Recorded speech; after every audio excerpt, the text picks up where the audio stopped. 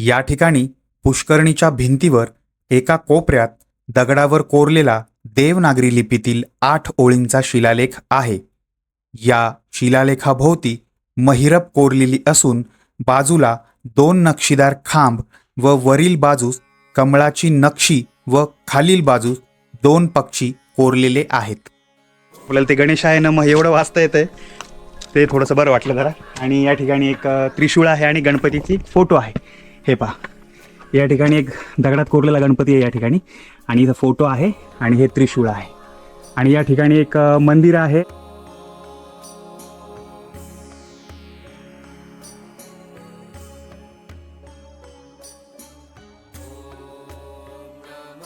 या बाजूला मंदिर आहे, ही पुष्करणी आहे. आणि या ठिकाणी हनुमान मंदिर असं बोर्ड आहे. आणि या साईडला आपण जातो, रोड हनुमान मंदिराचं त्या साईडला आहे. पण त्याच्या अगोदर पुन्हा एक छोटीशी वाट डाव्या साईडला जाते.